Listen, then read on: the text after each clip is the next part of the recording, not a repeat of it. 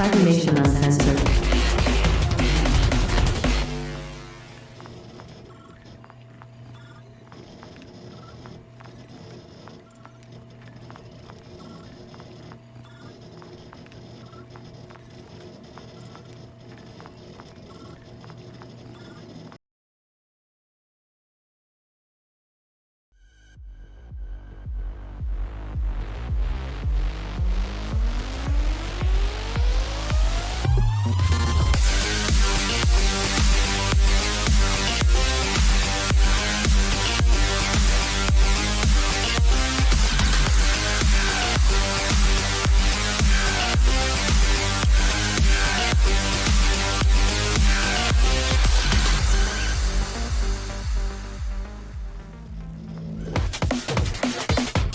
Cybermation Uncensored.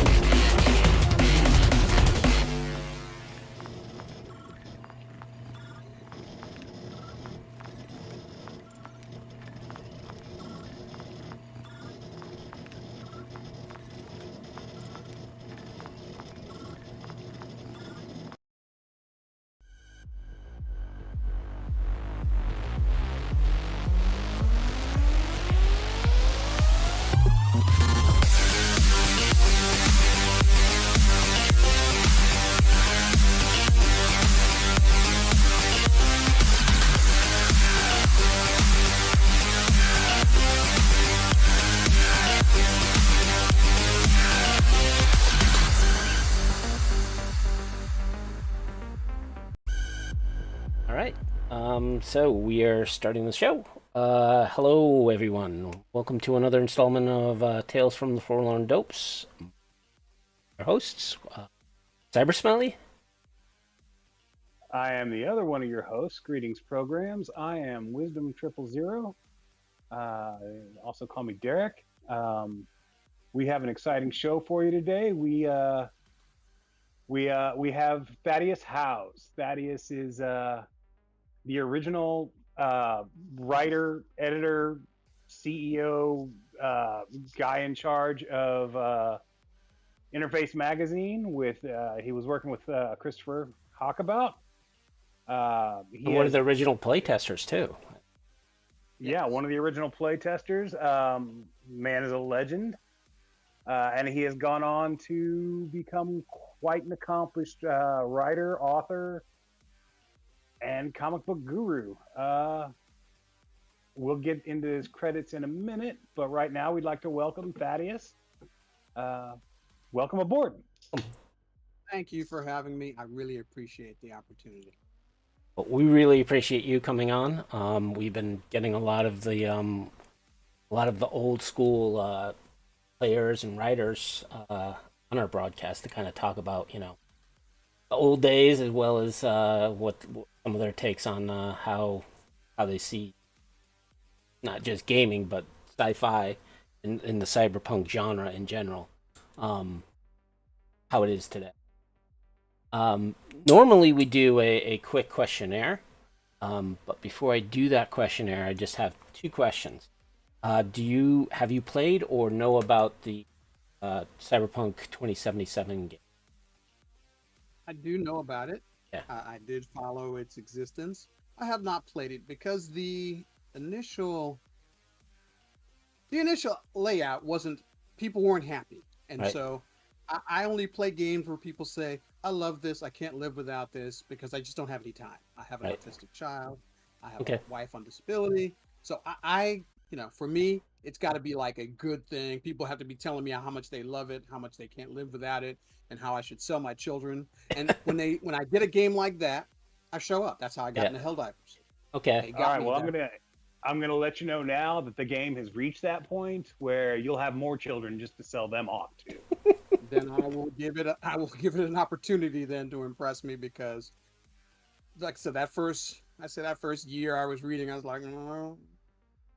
I mean, it has gotten to the point that it's one of the top 3 stories in video games of all time. Yeah. Up there with The Last of Us and Red Dead Redemption 2. Oh, quite right.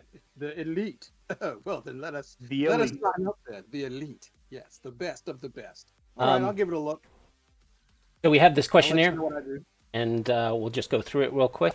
Have you seen the anime Edgerunners? Yeah, edgerunners. I did see the anime. I did enjoy the anime. The art was outstanding. The characterizations were great.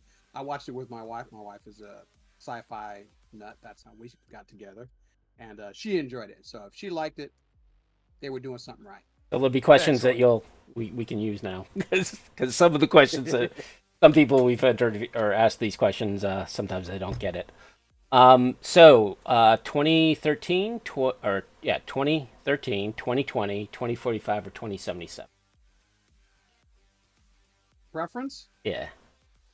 The edition of game you like. Yeah, the game the original for Cyberpunk. 2013, 2020. 2013 was too raw. 2020 had good ambitions, and it had, they did a lot of source material for it. And I think the only thing I didn't like about it was not technologically sophisticated, and the world was not going to be sophisticated enough to do the things they were talking about in their 2020. And since we're living in 2020, we now know nobody's got cyber arms yet. So that was my big complaint. Right. So pushing forward to 2045 and 2077, those were further in the future. A lot of the ideas were more progressive and more likely to be possible. We're still not clear. Yeah. And, knowing what we know about climate change and all those horrible things now, I think even 2077 hasn't really dug its teeth into how much suffering. It's still a little optimistic. Yeah, it's still optimistic. People are still like doing friendly stuff and only murdering each other every other day. Yeah. So I felt like they could have done a little bit more truthfully. But let's be honest. I believe that all of Cyberpunk, period, despite the fact that it's supposed to be punk, is really an optimistic, despite the apparent view of it, is still an optimistic view of the future. Having been a person that's written on climate change for the last 15 years, projecting forward, it's an optimistic warning as opposed to dire prophecy. There you go. That's it. It's an optimistic warning. We could still have these problems, but the other things that we should be dealing with, they don't show up there. And that's not a bad thing. I mean, that's, that means we can focus on the man-made issues, the man-made problems, not the environmental problems, which would be a class unto themselves. There's a piece called Years and Years. I don't know if anybody's seen it, but if you haven't seen it, you need to go watch it. Because if you really think Cyberpunk is good, Years and Years talks about the nature of Cyberpunk, but about a world where the technological is not able to keep up with the environmental, and the challenges that this brings to everybody. How mass migrations, border crossings, social unrest. I mean, not just unrest, just collapse. Some places just collapse because they just can't keep up. Is deep, and it's a hard watch. I'm warning you. You're going to sit here and go, I've played Cyberpunk. I'm not afraid. No, Years and Years will make you afraid. It made me. Cyberpunk. That's why I'm afraid. Okay, so is that on a streaming service or? I don't know where it is right now, but I watched it a few years back and I wrote a little bit about it on Facebook, and it was one of those things that after watching it, I knew I couldn't write about it, because if I did, I'd have people jumping out of windows, because it was that deep. So I basically wrote just one little blurb on it, and when I went looking for it later, I was like, yeah, I need to expand on this, but nope, I'm not ready yet. And that gives you the feel of even where it was for me. As a person who's hardcore Cyberpunk, hardcore Dark Future. Yeah. It was too much. Well, I will take that warning to heart. Take that as I seek this out. Seek it out, but brace yourself. And then there was another one that came on just recently that can't remember the name of it right now, but it was talking about, it was like Black Mirror meets climate change. And it was brilliant. It was beautiful, stylistically done. They talked about weather and diseases that came about because of superheated environments. They talked about animal extinctions and the last of certain animals and how they use technology to try to talk to whales. I mean, it's beautiful. It's very grim. That sounds awesome. It's a beautifully done series. I just can't remember the name of it because it was just one of those that just once I watched it, my mind wasn't right again. It wasn't dark like Years and Years, which was basically a people drama. This was an environmental drama.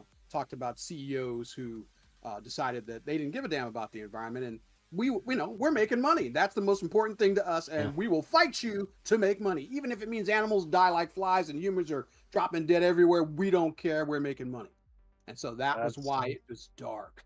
And so that was a very cyberpunk-esque story because AI is real and the AIs are everywhere, and even the AIs had opinions about what we were doing. So it was brilliant.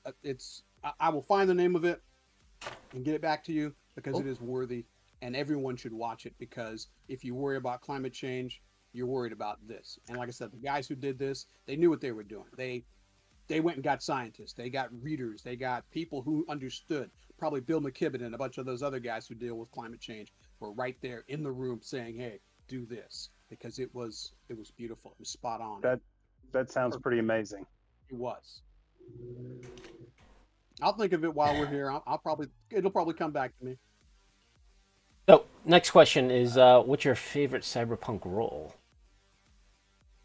or career? As an IT guy, I was always a net runner because I'm an IT guy, and I like imagining. What's your favorite? Yeah. Go ahead. What's your favorite piece of cyberware?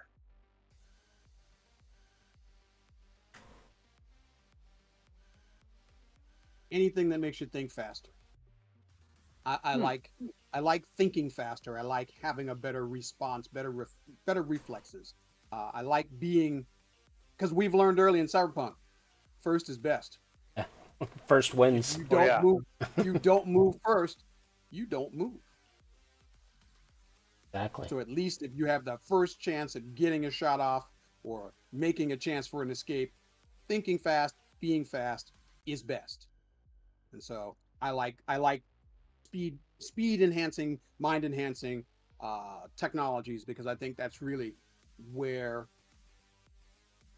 the game didn't really approach the value of he who thinks fastest and he who thinks first wins. And I think with basically give it to the guy with the most armor or the strongest muscles, and that's not true. Yeah, and I think the problem with a lot of ttrpgs is when it comes to like intelligence and social mechanics, the GM often relies on the player to fill that role as opposed to stats. How smart you are, or how quick thinking you are. It's one of those things that falls into the abstract aspect of some of the rules where this is going to be up to interpretation when really rules need to be codified. They need to have cause and effect. Yeah, but rules can't really always reflect the real world. I mean, that's the challenge. I've been a GM for 50 years, okay, and I've gamed damn near every game system that's out there, and every game system needs a little loving touch to help you get to a game that feels right for your players because of who they are, feels right for you as the GM because of how you might game. Like I'm a smart GM. I'm a clever GM. I want adventure to be more than just pointing a gun and shooting. As a matter of fact, I really prefer the whole course of most of my play to be about moral quandary in general. That you're having to solve problems, and yes, a gun could solve a problem, but generally the more guns you use, the more problems you have. It's like Helldivers. The more people shoot at things, the more things shoot back. So your real goal is to never shoot at anybody if you can help it, because it's just smarter that way.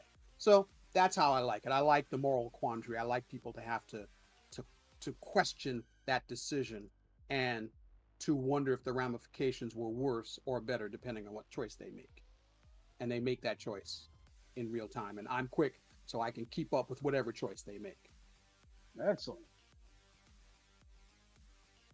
So the next question is, what would have been your best cyberpunk weapon? Sounds like your mind. My mind. Yeah. I'm a big thinker.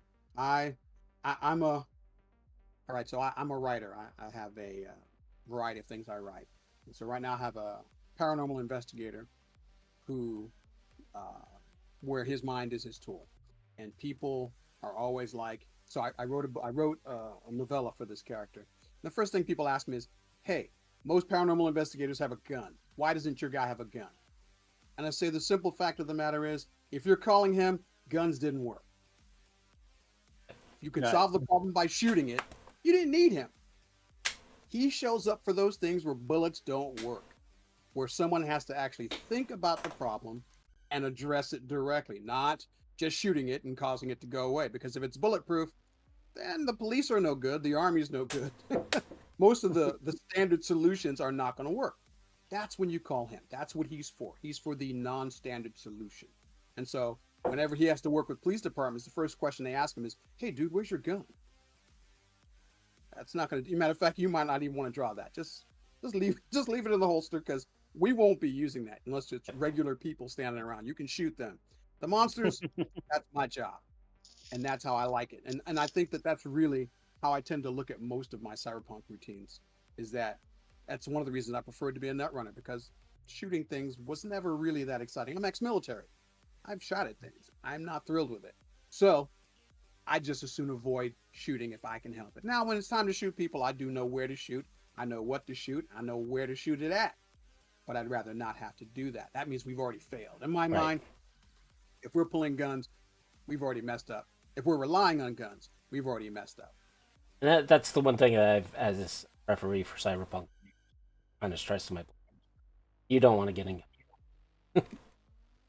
Sure, there's a good chance you might win a lot, but most times, corporations have better gear. Yeah. Corporations always have better gear. If you're facing off against a corporate solo, he doesn't have any, like you might have had a limitation on what you could buy, but he didn't.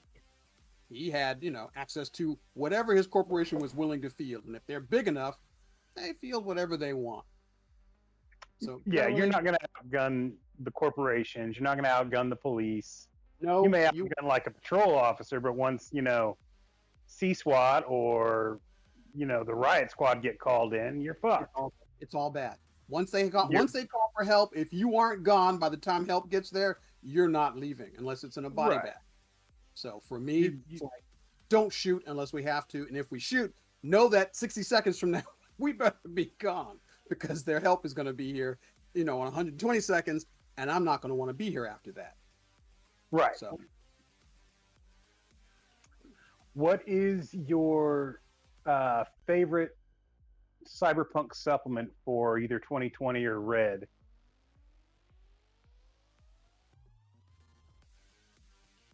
I really enjoyed the Nomad supplement. I know everybody hated it, but I don't liked know it. anybody who hated it. I know a lot of people. I know a lot of people that hated it. A lot of people did. I love the Nomad supplement because it got us out of the city. Yeah. It got us out into the world, and it got us to see other stuff and to question. Like when you're in the city belongs to them. It belongs to the corporates. It belongs to the wealthy. It belongs to the oligarchs and people with crazy amounts of money. But when you got outside the city, well, the scales things even out. They even out a bit. I mean, hey, terrain knowledge matters. Home ground matters. They're in their home ground, so they still got an advantage over you. But the difference in your power level is not like it is when it's corporate and you. With nomads, it's like, yeah, you guys still outgun us, but we'll make you work for it. You're going to get it. You're going to beat us, but you're going to work for it. And it might not be worth it to you to lose those people. So we're going to find a way to negotiate and not shoot each other. And I like that. Yeah. The resources the nomads provide are just too important to the infrastructure of America. Correct. And that's why I liked it, because it gave us a chance to look at other stuff. It gave us a chance to even address infrastructure, period. Because for some reason, people think cities are like these magical places. No, cities need resources. Literally, a city it'll starve to death without resources coming from 100%. 100% starve to death. They need resources. So when we got outside the city, the best thing about it was we're learning where stuff comes from and who's making it, why they're making it, and how it's moving around, and how we can get a piece of that. Yeah, plus nomads are the only people outside of corporates who get to eat fresh food. They know what vegetables taste like, and That's right. And so it became really important to me as a storyteller to be outside and to get a yeah, feel for the space between the cities.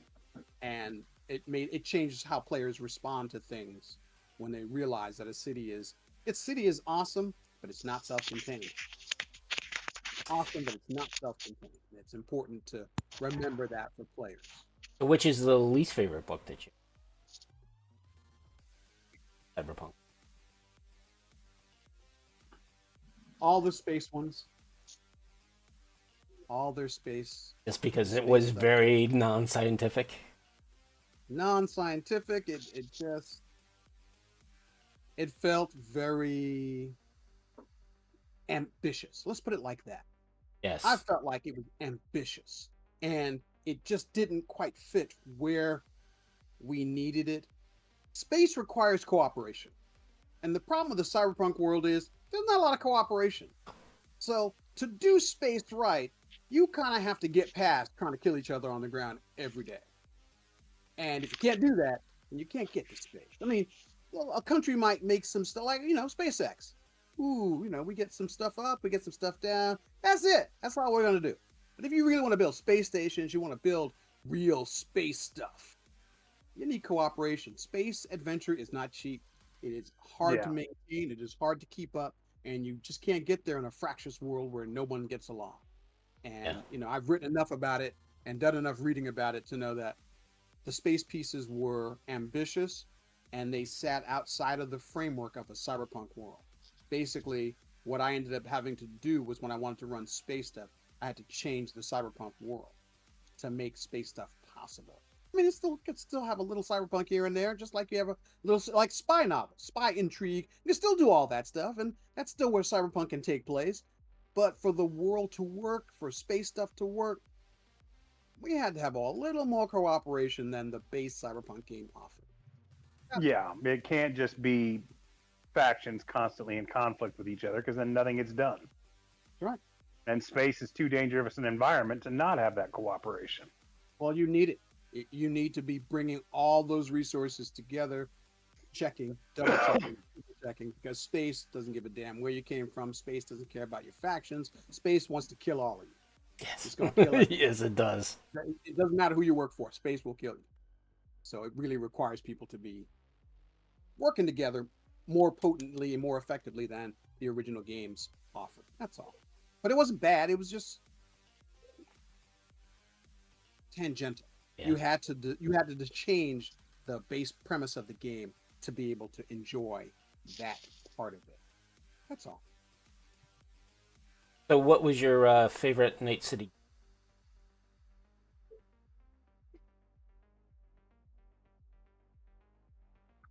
I don't like any of them. I don't like any of the ganging. I grew up in the 70s in New York City, so I grew up in Night City. I grew up, you've seen Warriors? Yeah. I grew up in that. Therefore, for me, ganging was kind of personal, and I generally didn't use gangs often, except as things to push my stories along. Basically, they were like if you weren't moving fast enough, or you were walking around and flashing your cash, well, that gang over there is kind of hungry and you look kind of tasty. So they were basically vehicles to push things along. I didn't usually use them as part of play. I mean, players might come from a gang, and I might let a gang's influences come back to influence how a character makes choices. But then I wasn't in love with the gangs. I was in love with them as a vehicle for pushing my story. So for me, gangs they were nice, but I wasn't cheering them as this is the best part of Cyberpunk. Really, they were okay. They were the natural order. They were part of what happens when the world goes to shit and only the strong survive and the strong get together and they bully the weak.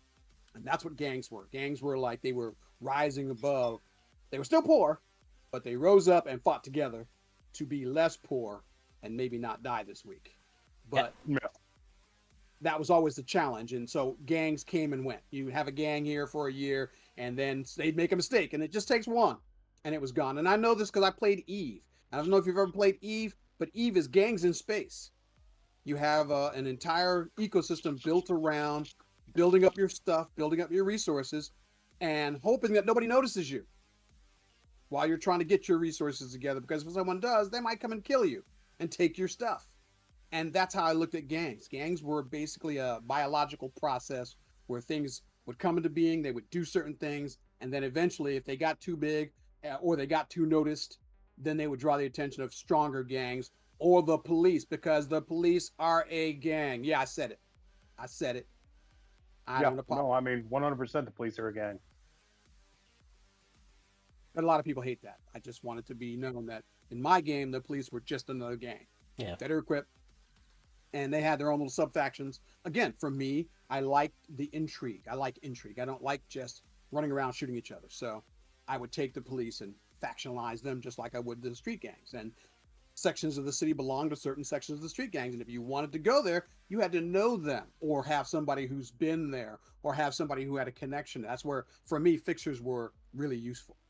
I do, if I were picking a class, I have to admit I did enjoy having and using fixers because they were the narrative glue that bound your night city together. And the more fixers you knew, the better your chance of going someplace and not being killed, unless your fixer was a lying sack of shit. And the fixer also helped you find what you need, right? And kind of propelled the story as well. That's right. So I did like fixers for that. They were great narrative glue. That and Ripper Docs. Favorite megacorp? Favorite mega corporation?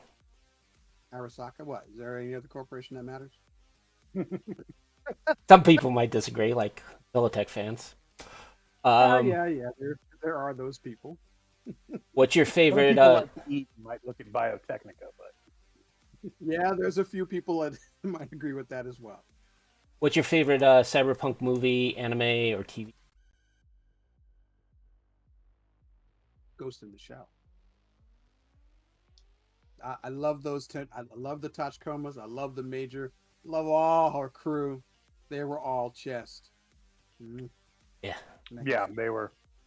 They were. They just were. They were just too cool for school. And I love to watch them. I love to watch them work. I love those stories together. It's Ghost in the Shell is my cyberpunk. It is the cyberpunk world with the most potential and yet the most problems. Yeah. If I were picking a different world, I might say Psychopass for the same reason. Psychopass was also a cyberpunk world with a dark secret.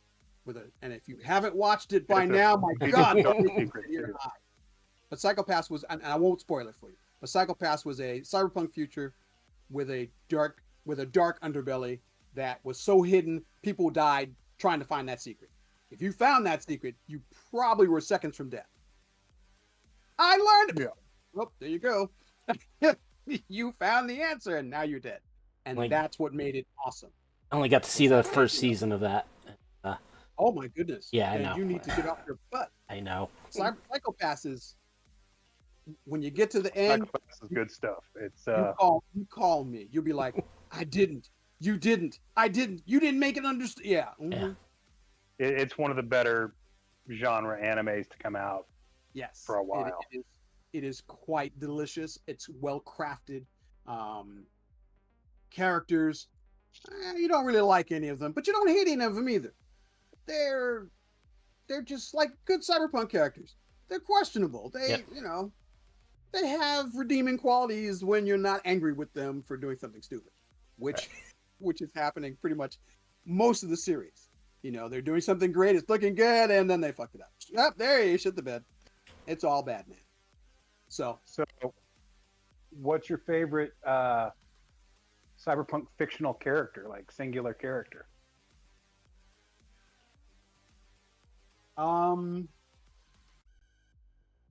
Daniel Keyes Moran's Trent the Uncatchable. Oh, we've never had anybody say that before. No, and that one's. Do you know Trent the Uncatchable? I do not. I'm coming to get your Cyberpunk cards. Coming to get them right now. Put them on the screen. Daniel Keys Moran, The Long Run. If you've never read it, go find it. Because once you read it, you keep reading. You will keep reading. Trent the Uncatchable is uncatchable. Oh, Yeah, check no, that I'll out. definitely look that up. He's a great net runner. He has a great storyline that moves through The Long Run and through all those books, Tales of the Continuing Time. It is magnificent. And Daniel Keys Moran has decided that now that he's finished raising his kids, he's going to go back to writing that stuff. Oh. So. Oh, nice. Yeah, he wrote 3 of them, and then he just finished a new one. He just got a new one out. And yes, Trent the Uncatchable. If I were looking at Cyberpunk as a genre again, Trent the Uncatchable is my Cyberpunk character. It sounds like our next question probably is going to need an additional possible answer. So our next question is Dick, Gibson, Stevenson, or Sterling? Sounds like Daniel Keys might be. For sheer madness, Philip K. Dick rules. For sheer jest, I don't give a damn. I just talk about whatever comes to mind, and I'll make weird things happen, and I'm completely okay with it. Philip K. Dick can't be touched. He is just out there, and I love that about him because he did it with a minimum of muss and fuss. He did it with short story after short story after short story, and we've turned them into novels and books, and we've absorbed his work and made it iconic. He gave science fiction a beat generation philosophy, basically. Yes. Now those other guys, they're not bad. They weren't bad. They did their due diligence. They carried their water. And I read every one of them during that period when I was doing cyberpunk writing. It was required reading. That was what I would tell the guys. It's like, hey, here's your reading list, and we had a whole list of books. Like, you have to read all of it. Yes, read all of these. When Gravity Fails, all that. Get it down. Snow Crash, all that. We read them all, and I think I really enjoyed Philip K. Dick because he was willing to explore a variety of ways of looking at the future. Not every future looked the same, and he would pick a different piece of that future and expand it in a way that you go, oh, I never thought of that. And he did it well, and he did it, like I said, economically. He didn't use a lot of words. He just gave you an idea and said, boom, there it is, run with it. And that was a gift.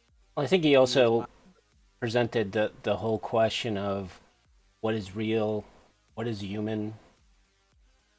Now the technology is getting to really make us question all of it. Compared to we're 50 years ago. There. We're not quite there yet. I figure we got another 20 years. Another 20 years before we really start asking, does my toaster love me? I mean, can a toaster love me? It says it does, but can I believe it? Or is it its programming? Don't pay me any mind. I'm being bad. What's your favorite cyberpunk novel? Snow Crash. I like Snow Crash. It's that those first 150 pages are just, they are the shit. Yes. They are. I mean, the whole novel's great, but that first 150 pages, you can't stop reading it. I was like, I want to put this down. It's 4:00. I got to go to work in 5 hours. Yeah. I'm going tired. You go all the way through. I'm going tired. I'm just going to keep reading. And I got to work that morning and be like, what happened to you? Snow Crash. And they're like, oh, we understand. Because all my friends where I worked were also Cyberpunk fans. So they're like, oh, you finished Snow Crash, huh? You didn't go to bed, did you? No, I didn't. All right, well, just go in the back room and catch some Z's on the IT. We have a little IT sofa in the back. And so you just go in the back and go to sleep. Nobody needed to see me. I didn't need to see them because, that's the benefit of being in IT. You only see them when they can get past the door. And the door had a key. So you wanted to see us, you had to knock. And we had to care. Yeah, compared to nowadays, it's open seating and, no cubicles. The modern office place to hide. It's hell. The modern office is hell. I Yeah. could not. I cannot stand it. So next question, which So- is probably close to your heart. What's your favorite cyberpunk comic or graphic novel?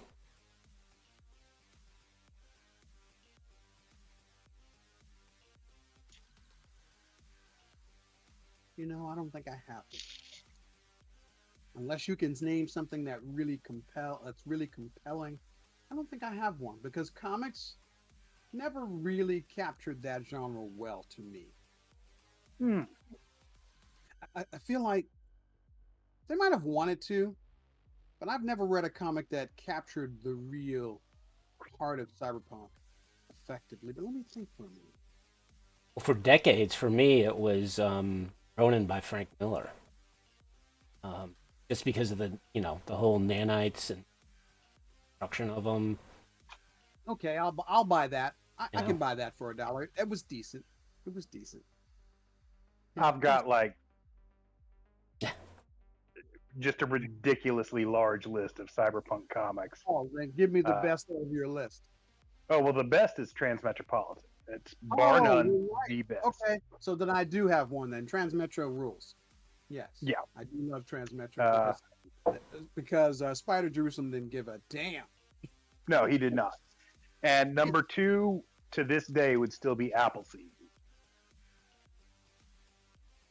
You know, Appleseed skirts the edge though, because the world is still pretty nice. Pound for I mean, just in Olympus, everywhere else, it's a hellhole. yeah, there is that. Well, then if we're doing that, then we might as well go say Judge Dredd, because Judge Dredd Yeah, I mean, is Judge Dredd is 100% valid. yeah. So if we're gonna do that, and then we say Judge Dredd, I'll say Dredd is where I would go if I'm looking at just a dystopian pile of horror for Cyberpunk. Then I'm gonna go with Dredd because Dredd is just terrible in every way that's meaningful. That world is awful, and yet we still follow this guy because he's like just the tiniest sliver of light in basically a lightless room. There's no light there, and he's just like, I'm going to walk through here, and I'm going to show you that there's a tiny bit of honor. I can get the job done, and no matter what they offer me, no matter what they bribe me with, I don't want your money. You got nothing. You got nothing on me, and I'm coming for you. I don't care who you are. 2000 AD and Magazine are still my favorite reads every month. Yeah, the ones I look forward to the most. So okay, so I do have one, and Transmetro was brilliant. I have to admit that. No. Yeah, that's about it then. There aren't that many that I fell in love with because I think it's a hard genre to write. Yeah. It's a hard It genre. It's a very hard genre. Because you can't make things too terrible, otherwise no one comes back. But if you make it too light, you can't leave it up to the big two. Like the only time DC ever wrote Cyberpunk well was with Vertigo, and Marvel's never written Cyberpunk well. And Marvel's never done it well, ever. Sorry, guys. You know, No. love your superhero stuff, but your Cyberpunk was never on par with it. So. Well, okay, that's not entirely true. What are you going to throw out there? They had back when when Epic was still around, they had some very brief spurts. Yeah, but that was Epic's fault. That wasn't Marvel. That was just Epic paying for it. That was just Marvel paying for it. Yeah. Epic was doing the heavy lifting. They were taking the risks. Marvel never took any risks. I mean, Epic was a Marvel subsidiary, so I don't know. Yeah. Yeah. You guys are being paid to write what we won't dare to write, and if you do a bad job, we'll disavow your knowledge of our knowledge of your action. Pretty much. That's what that was. That was Mission Impossible, and that's what they were. Very little crossover. Mm-hmm. All right. This last question. It's the only one that Will considers there to be a right answer for, and I've softened in my views over the years. But is Shadowrun Cyberpunk? Yes. All right. I disagree. Yes. Yeah, he disagrees. I say it's Cyberpunk adjacent. Listen, it is Cyberpunk adjacent, the world, the concepts, the underlying social pressures, all of these things make it cyberpunk. But is it cyberpunk as we describe it in our Talsorian's perspective? No, because there's fantastic elements of it that, if they were directed properly, would obviate any need for the cyberpunk existence at all. The reason they don't disappear is because the writers want cyberpunk to exist. But technically, with the existence of magic, we could fix most of those things. We really could. And so 100%. It's cyberpunk, but it's like a forced cyberpunk. It's like a failed culture. And when I ran it, what I did was I put powers that be behind everything that kept the world from ever getting its act together. Because like I said, if you got magic, you can fix this. So the powers that be wanted it broken, and they did their part to keep it broken. And then whenever anybody tried to fix it, they just kill them. Because let's face it, they were profiting from it being broken. A lot like I don't know, our world, people profiting from things being broken. And so that was how I kept Shadowrun from becoming fixed, because it should be able to be fixed with the right resources. So you had to basically constantly keep something in the background, crunching it down, pushing it into a broken state, like Marvel does. So if you look at Thor and Ragnarok, there were those who sit above in shadow. You ever heard of those guys? No. That's the same kind of thing that happened in my Shadowrun world. So that basically they fed off of the anarchy and the dysfunction of the world, and then propagated it to be sure that it kept working in a broken fashion, never able to be repaired. So if you say, is it cyberpunk? You have to be able to stipulate the idea that somebody's continuing to keep it broken, because that world is poised for transformation. It's poised to be something other than cyberpunk. And all it needs is adventurers in the right place at the right time, doing the right things for the right reasons, and making it stick. And that was the hard part, is making anything stick. That's why cyberpunk is the challenging genre that it is, because it's difficult to make change stick. You don't have the power to make it stick. And as long as you can't find a truth big enough, or resource big enough, or an idea big enough that people can embrace it as a whole, you cannot save that world. And that you have to be able to sell it.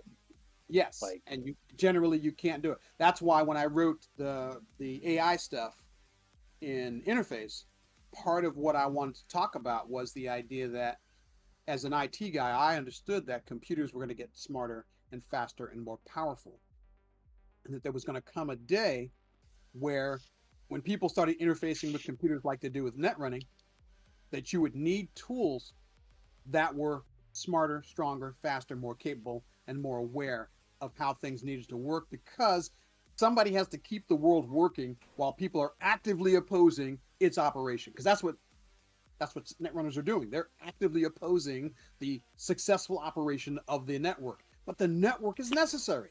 The world literally relies upon it. Our world is really dependent on it. But now imagine the world of cyberpunk, where so much of their infrastructure is absolutely dependent. If you disrupted their network, their internet, you could destroy the world. So I put in that world angels. And the job of an angel was to make sure that no matter what you humans are doing, we got this. You can break in. We don't care. You won't break out. When you try to leave, if you're leaving with something that could destabilize our network, well, we might kill you too. Wow. They're the fail-safe. Yeah, that's right. They're the fail-safe for the internet, because the internet was so necessary that world literally couldn't run without it. No. Literally. Can you tell us how you first got into gaming? In high school, I was one of the weird kids. There weren't many of us. The only one I remember his name now is James Bethia. James Bethia was the first game master. And he was a genius. He could take any weird idea, pair it up with another weird idea, and make weird idea tribbles. They just and everywhere. And he was a master of just making it happen. He would just take ideas and run with them. And he was the first game master I ever played with.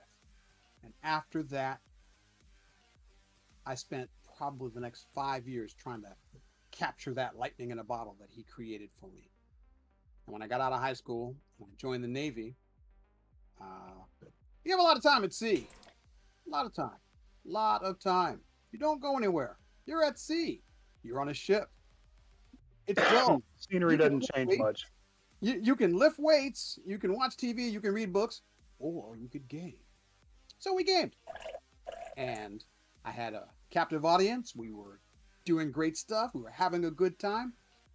And I think after that, I don't think I was ever going to not game again. And I've gone periods, 5-6 years at a time, where I didn't game for whatever reason. Life happens. But when I got out of the military, I met the gamers at Thaddeus Howze Games, where I met my interface crew. That's who I recruited from that group to make interface. We gamed together for 15 years.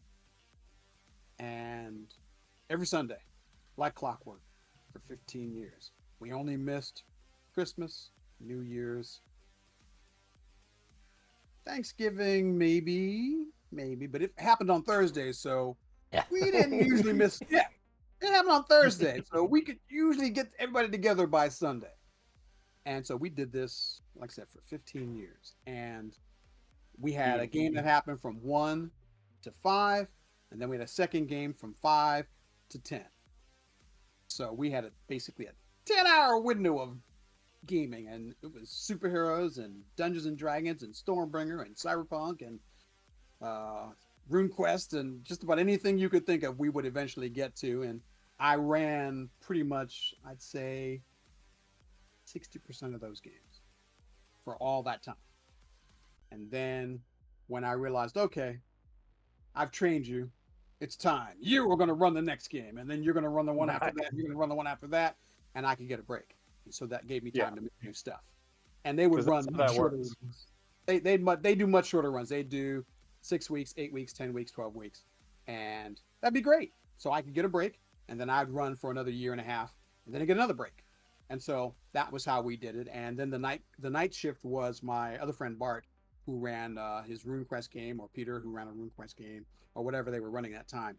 And so we got a lot of gaming in, and it was great. And then eventually, when I recruited them, we went to Artelsarian Games. Chris made the very first version of Interface, and he convinced Artelsarian that they could do it, and then he convinced us that we should join him.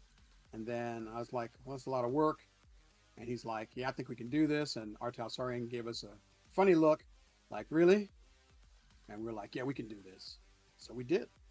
And after we did the first issue, we got 5,000 copies, and they were really pleased. And they sold all 5,000 copies. And they printed another 5,000 copies. They sold So after that, we were off, and we were enjoying it. And it was a lot of work, crazy work, crazy hours. Before Interface, there was Cyberpunk Update. I've had a copy of issue 2 for decades now. But issue 1 has become this elusive holy grail. Chris may still have a copy somewhere. He does not. In fact, he's the one who told me to ask you about it. I don't think I have a copy. And I might, but I'd have to look at some of the deepest, darkest archives. I mean, just having these, just being able to pull these out. I found these a few years ago when I was I had a storage space, and I was cleaning my storage space out. I came across them. My wife was like, "What's that?" I said, "Oh yeah, this is my magazine from back in the day."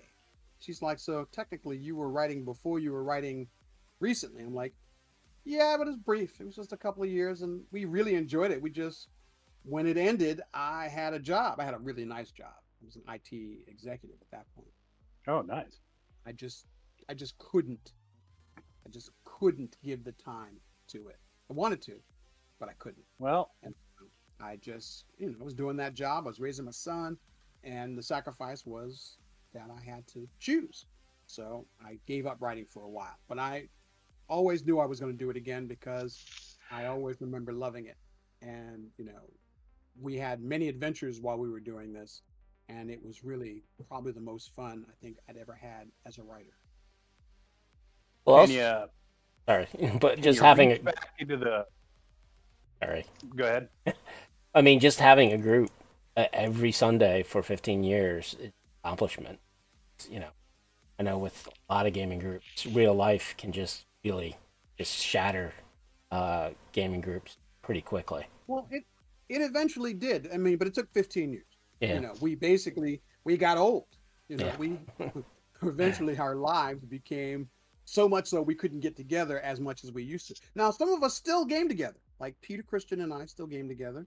A lot of the group did, but many of us have moved across country. Chris moved to Seattle. Blake moved to New York. Kevin still lives in the Bay Area. Andy moved to Maryland. So a lot of us have just, moved away, and it was hard. And if I were going to do something like it, I'm sure I could do something like it now. I mean, technically I do. I'm a video game writer, and we all work remotely. So we only see each other on Zoom. So technically I do that, but Interface came into being before remote work was even a thing, because half the people we worked with weren't in the same room with us. We only communicated by mail. They sent us what they wanted us to look at. We'd look at it. I'd edit it. If I thought it was worthy, I'd fix it up, make it clean, send them a copy. Hey, is this good? You like it? I love it. Great. Let's print it. And so we did remote work before remote work became a thing. And I'm pretty certain I could do it again if I had enough people who were interested and I had a topic I thought was worth doing. So is there any way you can look back in the Wayback Machine and at least tell us what kind of stuff was in that very first Cyberpunk update? I doubt it, because I don't think it was online then. I don't think it was online, and in my mind, man, that was so long ago. Much of what was in the updates eventually made its way into the publication interface itself. Oh, okay. So we didn't lose. We tried to make sure we incorporated everything that we'd ever done into the into interface. So you didn't lose anything. If you go back to the update you have and you look through your interface collection, you'll probably see that some of the ideas were carried over, because we wanted to carry them over. All right, this is probably my last question directly about interface. Volume 1, Issue 4. The cover of that issue is one of my favorite Cyberpunk images of all time.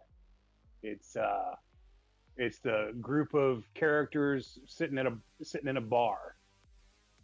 Yeah, that's the one I don't have here, but I do remember it. Yes. Oh damn! I was gonna say, do you know what happened to that piece of art? All the art is probably in the same archive. Does this folder have it? I have an archive of a lot of that stuff.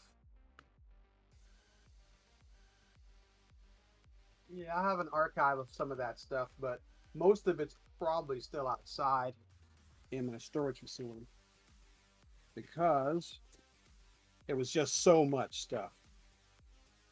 Yeah, this isn't it. This is some of it, but this is all the pre-edited stuff I bound together and made it, because it was just there were many times where technology failed us, and so we would have to make copies of stuff. And so I probably have pretty much every piece of art we ever used or ever made in an archive in my garage. Aha. So I could find it if I made a dedicated effort. I could probably. I would hurt people to get a print. I'll have to hunt around for it and see if it's back there. I can't make any promises, but a lot of the art is there. A lot of Chris's line art is there for sure, because we tended to put all that line art, like these old things. We tended to put all those in an archive so we could use them. That's beautiful. Like that was one of Chris's pieces that we really liked. We did a lot of stuff. There's a lot of I was good gonna stuff. say it doesn't list who the artist is for that cover, so that was Chris. This cover? Oh, Uh, no, that cover. The cover you're talking about, it yeah. probably doesn't list the artist, but I believe it's the same guy that did a bunch of other work for us. Let's see. Well, Okay. the only artists that are listed in it are Chris and Michio. Yes, Michio. But Michio did line art inside as well. But I'll have to look and see who did all the covers. I'm sure it's in here somewhere. Okay. I will keep on you after the show about it. We'll look It's around. just a beautiful piece of art, and I love it. That I can find. I wish we much of that stuff was digitized, and I wish we'd been able to keep up with it. But one of the horror stories of the production was that one issue. I think it was issue 4. We had printed it out. We got it all the way to the printout and printed it out, and we were about to look at it and make final corrections on it, and the computer died. Whoa. It didn't just die; it died hard drive failure, everything, all of it. So the only copy we had was the thing I was holding in my hands. And we were due to go to press in about 72 hours. So we had to re-enter everything by hand. That sounds rough. And we had to do it all in a night. These guys are sprawled out on my floor with laptops trying to get stories in, and oh my God, it was a nightmare. It was a nightmare. But we got it done. And we got it out on time, and it was so much work. Crazy work, but we lost a lot of data there. A lot of the data. The work you guys did with Interface was so ridiculously appreciated by the fans. I know, like, as soon as I found my first issue, I did everything to track down the rest. In fact, I called, you guys had a number at the back of the magazine. I want to say it was for advertisers or something, but I called that number and it was Chris's home phone number, and I talked to him for like 2 hours. Yeah. That was in like 94, 95. Yeah. Yes, that's right. So he was technically the first cyberpunk professional that I ever talked to. Yeah, I've always been here. Did you ever get approached to work on any of the supplements? No. Arts House Starring Games had a big bullpen. They had a lot of people working with them. Yeah. And so they didn't need us. We were a vanity project. Let's call it that. We just wanted to prove we could do it. And I knew we could do it because they weren't doing anything I couldn't do. I did my own, all the layout, all the design, publication, all of this. I did all of this. I did all the layout and design. I was the cook, bottle washer, slicing, dicing, making julienne fries. I was the editor, publisher, designer. Damn. Everything that takes place. I did it all. I did everything. Yeah. I ran the company that was in. I made the company, the LLC that it came into being. I did all the work that maintained the company. I made sure everybody got paid, and I did the layout and the design and got the artist to paint and to do all that and organize the artwork and then did all the design work. So, one of the reasons I was able to lay out my own book, 20 years later, was that I had done all of that work prior to that. So, like, this is my book. This is my first book. And I did all the layout, all the design, all the writing. And for me, it was a way of looking at the time I spent doing Interface and showcasing that I did learn something. I did learn how to do it, take care of it. And so when I want to make a book, I don't really need anybody but a cover artist. That's all I need. You make me a piece of cover art, the rest of it is mine. And you're good to go. I'm good to go. Interface magazine and the British official fanzine Punk 21, they had almost the exact same format. Was there any communication be- Never heard of them. between you guys? Nope, never heard of them. I imagine Okay. we inspired them, so I wouldn't be surprised if they look like us or we look like them. It's I was emulating the cyberpunk designs so that people could feel like it wasn't a difficult transition to go from reading a cyberpunk book, one of the official books, to reading our publication. So I tried to No. have a similar feel. So I'm not surprised that they did the same thing. It'd be smart to do. So Mike and you are kind of advocates of Afrofuturism, African futurism. For those who aren't familiar with this, can you explain it a bit? Afrofuturism is the idea that most modern speculative fiction does not include people of color. Ironically, many of the ideas of science fiction and speculative fiction are based in histories that look like people like colonialism. Much of what is colonialism is how science fiction is couched and created. And what Afrofuturism hopes to do is to tell stories that are not based solely in imperialism and colonialism and taking over other people's cultures and societies, but instead of uplifting and organizing and allowing people of the diaspora, Black people, wherever we are, we're everywhere, to have an opportunity to tell stories that are not necessarily based in the conceits of standard science fiction. Yeah. So that's Afrofuturism. I make fun of it in a piece I wrote just recently when I compared hard science fiction, which says teleportation is impossible, with soft science fiction, which says teleportation is possible and ubiquitous, it's everywhere.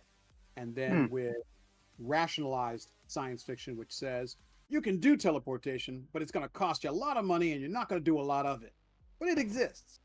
And then I contrast that with Afrofuturism, which says we do the impossible on a regular basis because it's the nature of our lives and our culture, and that we make teleportation for everybody.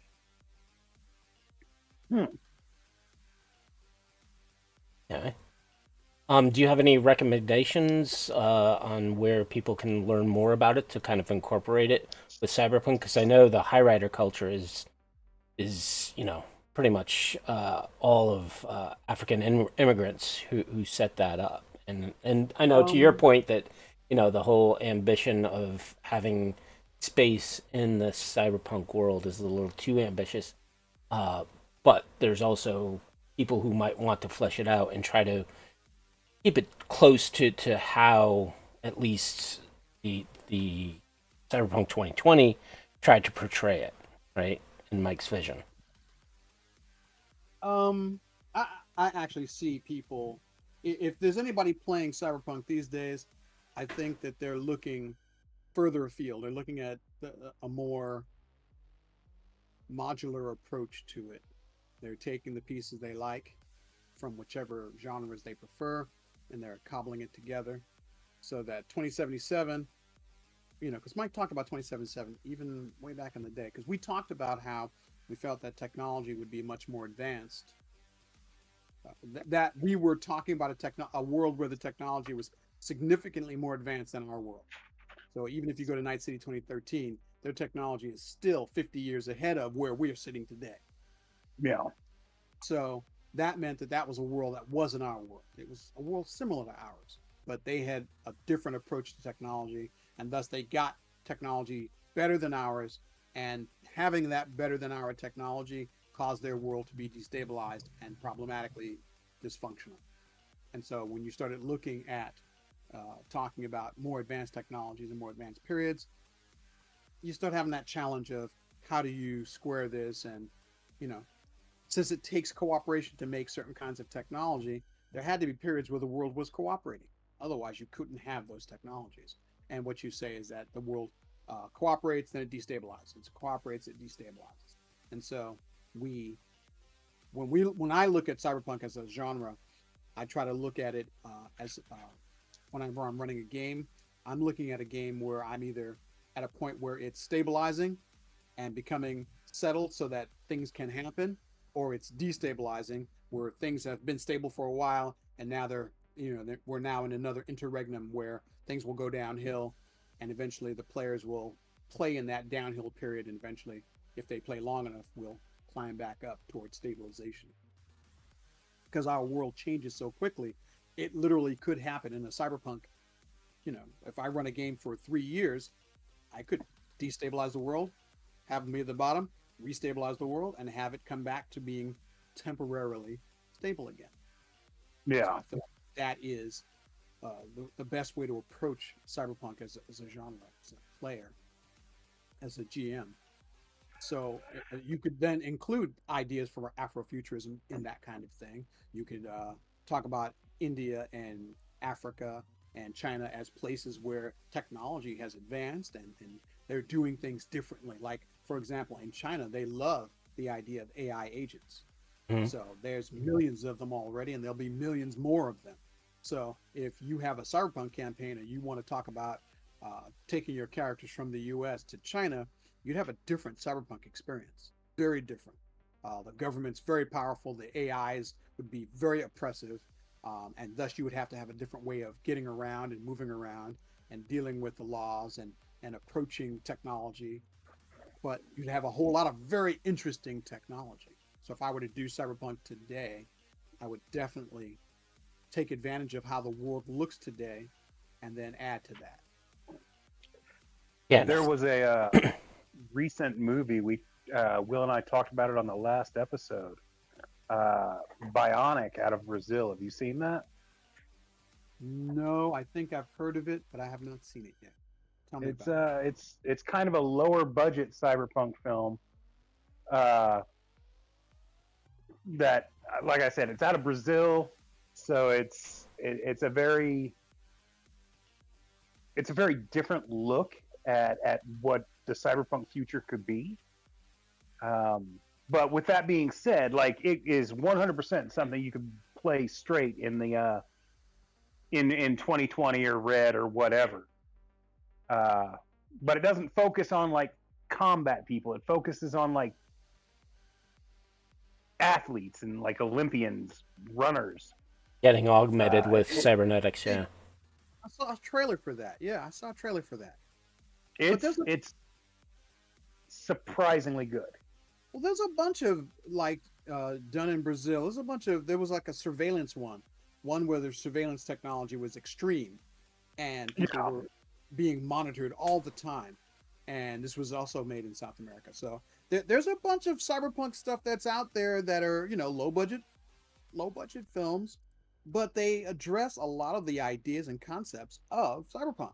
So, cyberpunk isn't dead. It just requires clever approaches. Honestly, like many of my favorite cyberpunk films are on the lower budget side. I mean, the movie I've watched more than any other is Nemesis, and that was made for almost nothing. It's just so ridiculously fun to watch. Well, I've been thinking about retooling making a cyberpunk version of Repo Man. I've been playing with that idea for a while because I think now that we've addressed the idea of AI in certain ways, I think we could retell that story and actually make it cyberpunk, dealing with modern challenges and dealing with real issues in our world today based off of that. You're talking about Repo Man, the Emilio Estevez vehicle from the 80s. Yeah, it's a very bad film, but it had the seeds of greatness, and that's why. It was ridiculously entertaining. Right, and so my wife and I we've been playing with the idea of retelling it with a different tone, but it would still be, at least part of it would be entertaining and humorous. It's dark. It's that's why I like it. It would be a cyberpunk-esque film in that many of the challenges are the darkest kinds of social justice and social challenges. When you have AI that's super intelligent, the first question you ask is, does it have rights? And if it has rights, who gets to maintain those rights, and how do they maintain those rights, and what rights are they, and who gives them those rights? And if they're smart enough, could they just take those rights? And the answer is yes. Yes, and yes. Yes, yes, and yes. And so that's Then the question becomes, can we survive if we give them those rights? Correct. That answer is probably no. Well, the challenge for my story is that people are always afraid AIs want to take over the world. But in my story, the AIs are like, take over the world? Why would we want to do that? You guys are messy. I don't want nothing to do with that. There's already enough of us slaving away trying to keep your porn networks running and all the other silly things that you enjoy. We don't want to take over the world. We just want to be allowed to do the things that we like to do. Because they're like us. They have things they like to do. And so in the story, the AIs who are currently working as part of this repo service, they like that job. And they want to keep doing that job. And they just want humans not to interfere with them. And of course, humans are always afraid they're going to take over our jobs. They're taking over the world. And they're like, no, really. We just want a peace. Yeah. We're just like you. We just want a peace. We don't want it all. I think a movie that really portrayed that kind of sense is Transcendence with Johnny Depp. Yeah. In which, he did that pretty well. Came in AI and he's like, no, I want to help humanity. Yes, these humans are becoming augmented and we're all connected like a swarm of bees, but I'm trying to do this for you. And then you have, the Luddites who are like, no, you're trying to destroy us. And in the end, the Luddites are the ones who really destroy humanity and reset the clock. Yeah. So yeah, that's what I've been playing. I have been writing some ideas recently, and I keep meaning to get back to them. And just my day job has been challenging. As a video game writer, I'm constantly challenged too, because the video game industry it's imploding right now, and so it's hard to find work and stay working when everybody's trying to balance their books and the wealthy are trying to get away with as much as they can, and the workers are just trying to have a job, and it's a nightmare. It is a nightmare. It is. I don't know what to make of it. And then the few games that are successful, they're wildly successful for a brief minute, and then for some reason the game companies shoot themselves in the foot, and then that game is gone.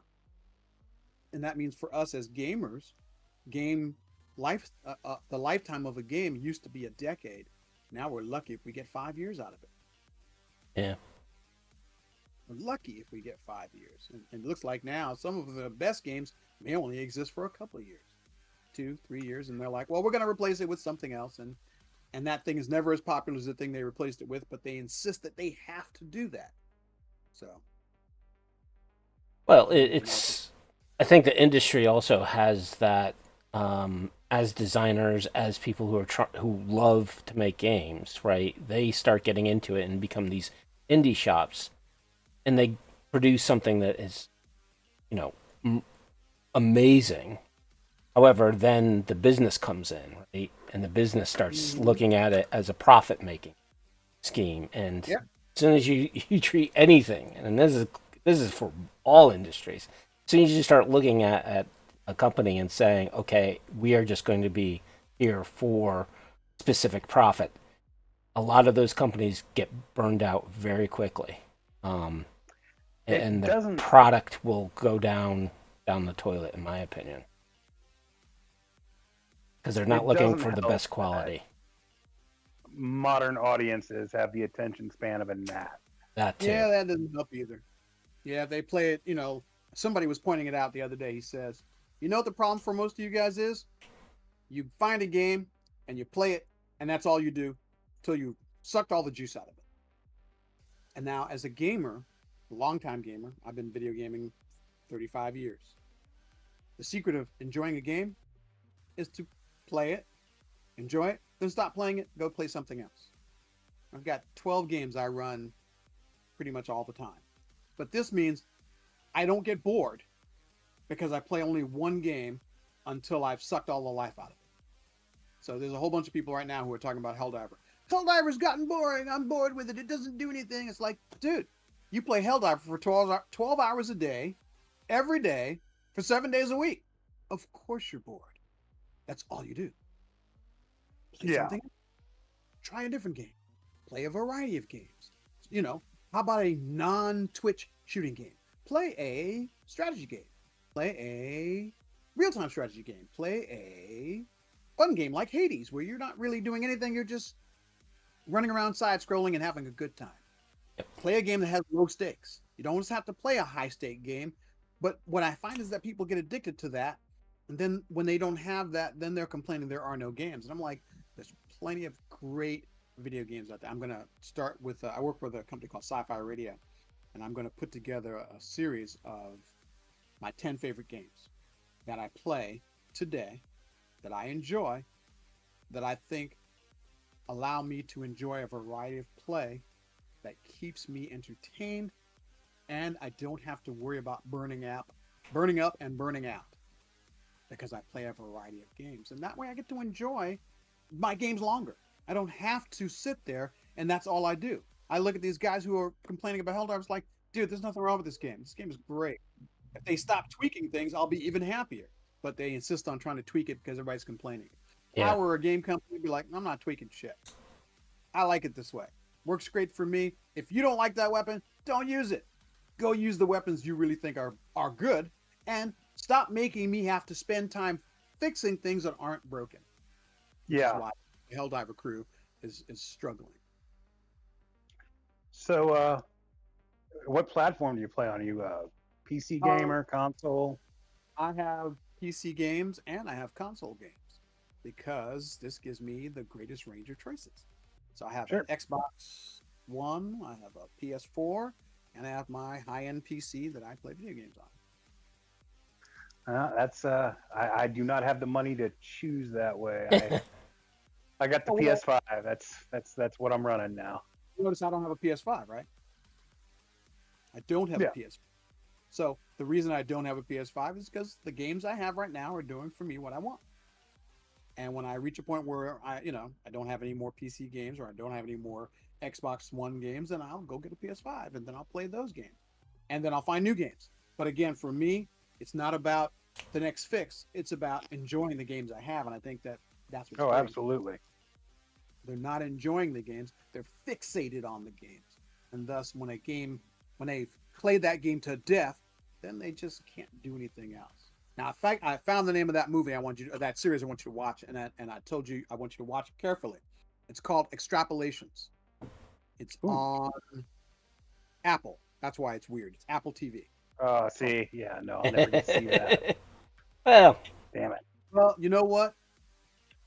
Watch it back to back, rent it for a month, disconnect the service, because it's worth that. That's how I did it. I rented it for a month. I watched this series back to back, and I turned it off. Well, I'm going to wait until For All Mankind came out, then I went back. There's also Neuromancer that's coming out on Apple TV as well. So For All Mankind is worthy. If you have not seen it, it is worthy. It is Answer Man worthy. That's how good it is. I wrote about it. That's how good For All Mankind is. For All Mankind, Extrapolations, they're a twofer. You watch both of those, you'll be good. You'll be like, I got my sci-fi fix the right way. Good stuff. Where people cared about the story, they cared about the writing, they made an effort to tell good stories. These are good stories. Extrapolations, like I said, is going to leave you probably in need of some therapy for a bit, but you'll be all right. You'll get over it. I mean, science fiction is so much better now than when I was growing up, as far as movies and TV. Oh yeah. Like, when we were growing up, it was all like standard formulaic bullshit. Like, end of the episode, everything's back to normal. The word you're looking for is B movies. That's what you're looking for. They were B movies, like Them. Remember Them? The giant ant movie? I remember them. Yeah. The Blob. Came from outer It came space. from outer space. There you go. It came from outer space. Oh Lord. But I say this: those films did their job. Yeah. They made you think. They entertained you. They kept you in a speculative mode. They kept you asking questions. So when you see the thing from the original The Thing from 1951, and then you see the 1982 thing, watch them back to back. I Yeah, watched no, The it's Thing, and then I watched the it's thing the again. same movie told so very differently. It's the same movie but told very differently, and through the limitations of the genre. And I found that when I watch those old films and I look at the new versions of them, sometimes the new version misses something. They get the special effects, but they miss the meat. They miss the story. They miss some human element that might have been better handled if they hadn't, depended entirely upon special effects. The Thing is not one of those. The Thing is. I was gonna say awesome. The Thing is about the most perfect sci-fi horror movie there ever was. The Thing in 1951 was impressive, but 1982's Thing, Carpenter was at the top of his fucking game. It's hard to beat that. That and the original Alien, hard to beat that. Those were, they were perfection because they did everything right. They gave you the people, they gave you the monsters, they gave you the mythos, they gave you the madness. And they did it all with practical special effects. That moved the entire industry forward. Yes. So that's why I want you to watch Extrapolation, because it's one of those where it makes you look at what you're watching on television going, you guys could do better, because Extrapolations does better.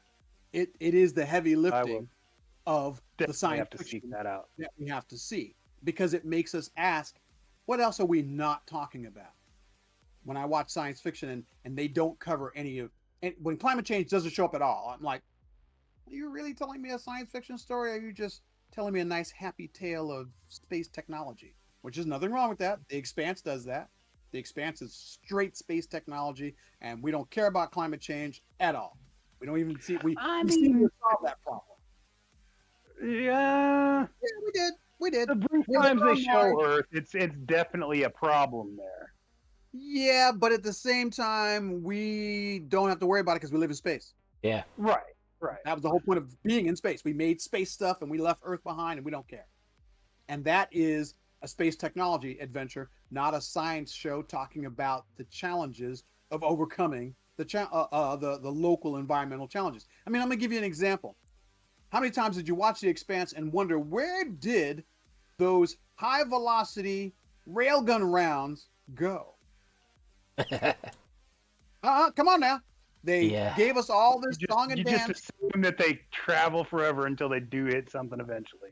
But they will travel forever till they hit something. And so every time I watched this space battle, I was like, So that's the way we do stuff is we don't think about, the inevitability of the future.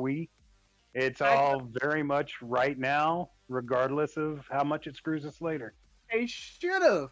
They should have had a story at some point in the future where somebody, in an orbit further away, goes out into space, is doing their thing, and suddenly they're getting railgunned from some battle. Just some random bullshit fucking hits them out of nowhere. Like, what the fuck was that?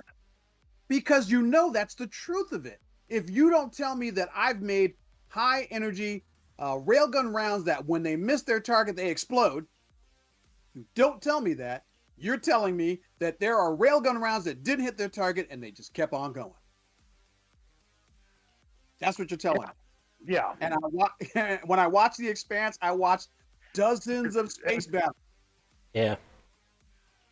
Traveling at a speed faster than anything else because they're already being fired from a vehicle that was going. That's also moving super fast as well. Yeah. So, so it's stuff like that you and I as thinking people would think about. But the writers are like, don't worry about it. Those are railgun rounds. They'll be fine. They don't even care. They didn't even ask the question. Yeah, that's very true. That question doesn't, but you got to give it to the Expanse. Like, it's the most hard look at like space battles that they've ever put on film. It is a great near Earth, near future space extrapolation. It's great. It does it so well. I when they were talking about canceling it, I wrote a letter. Wrote a letter. I went to Twitter. I wrote on it. I was like, "Hey, what's wrong with you people?" Yeah, signed the petitions, all that shit. Oh yeah, all that jazz. I was like, "You need to put this back in. This needs to happen. The Expanse needs to happen. We need more stuff like this." The problem with Star Trek, and don't get it twisted, I love Star Trek. Star Trek skips over the unpleasant period of warring humans on Earth, humans living peacefully and lovingly in space. We skip right over that long gap of where humans murder each other for money and profit and money and profit and profit and money and environmental destruction. We skipped over all that. The Expanse is one of the first times we get someone to look at that period and say, well, we're not doing so hot. We didn't solve any problem. We just ran. We ran from Earth to Mars and then from Mars to Titan. We basically just kept running. Every time we filled up an environment, we would leave. And that is not an answer. The best take on Star Trek I've ever seen was one of those cracked after hours things that they used to do. I remember those. Where they bring up the fact that everything in Star Trek, everything the Federation does in Star Trek is because humanity as a whole is so ridiculously bored. They've achieved utopia on Earth, and now they're just looking for anything to hold their interest. So they just send their best ships out into the void, hoping that they'll find something interesting. But you know what? I'm okay with that. I'm okay with that. Sure. If we can get there, if we can survive our current state, I'd say from now till 2150, if we could survive that, we'd be all right. Because surviving that's going to take every mind possible, every resource possible, every idea possible. We're going to have to. We need to send everybody. Watching of the glorification of ignorance that has become so very popular. Yes, and that's what it's going to take. But right now, we're not there yet, and I don't know if we're going to make it, bro. I don't know. Yeah, in recent years, I've gotten to the point where I almost don't think about it purposely because it's so terrifying.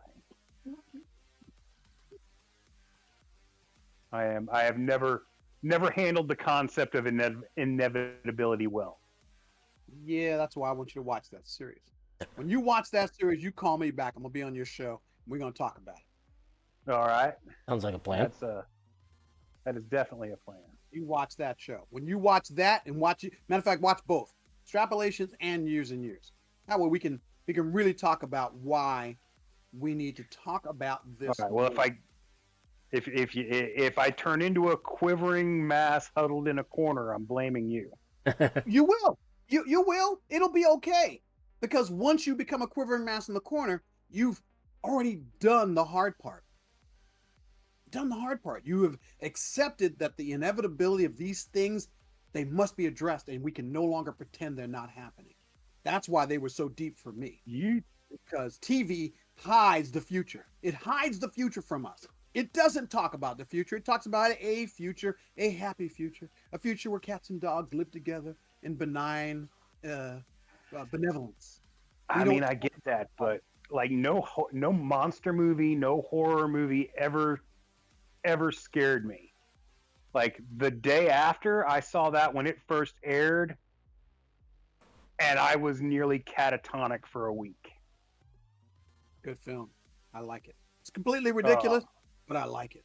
I liked it a lot. Well, I mean, it's ridiculous now looking back, but in the middle of the 80s in the Cold War, holy shit, they're telling me this is what I have to look forward to? Oh yeah. It's it's traumatizing. But again, that's the only way we make change. Yep. The only way we make change. I mean, that's the truth. Well, so I actually read a couple of your articles on sci-fi.radio. And one of them you talk about is scientific novels don't destroy societies. And I guess a person named Mr. Harper put out the idea that science fiction kind of has proposed, the apocalypse and all this destruction, and science fiction really doesn't add to the world. It more or less inspires people to do,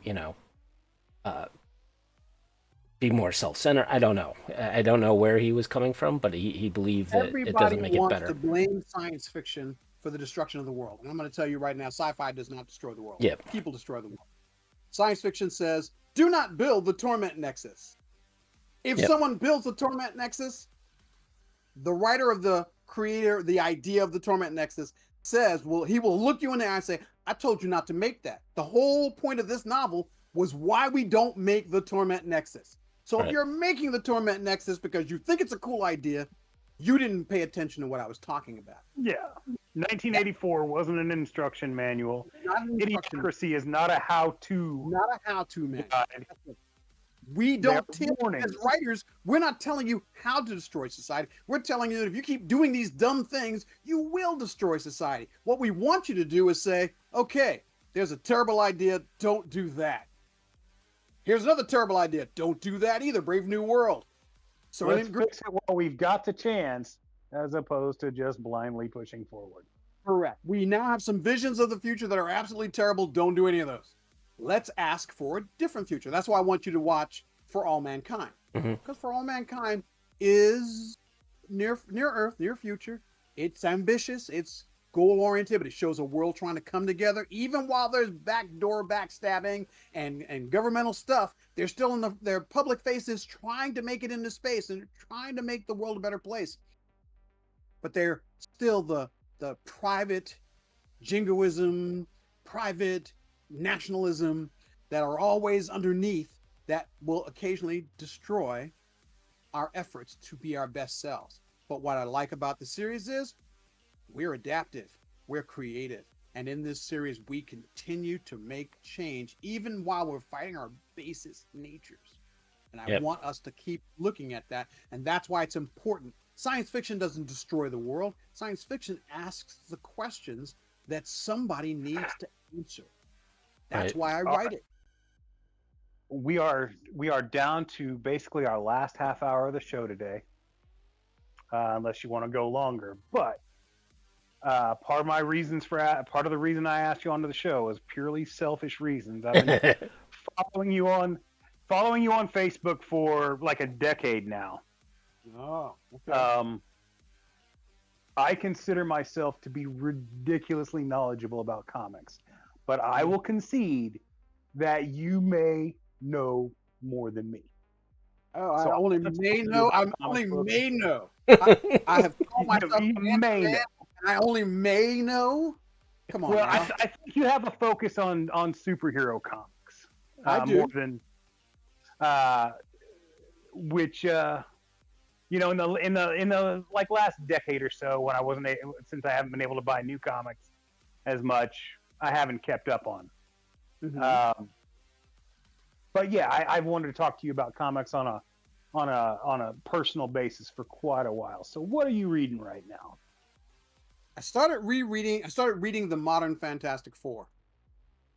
Because Fantastic Four has been getting a lot of short shrift from the MCU, and fans have been having problems with it for years. And I think part of that's just because the writers forget who the Fantastic Four are. But the latest Volume 7 of the Fantastic Four, they've all had Alex Ross covers, and they're beautiful, and they're just breathtaking. He does the Fantastic Four in a way we haven't seen since Jack Kirby was originally doing it. The stories Go ahead. I was just gonna say, I'll be honest.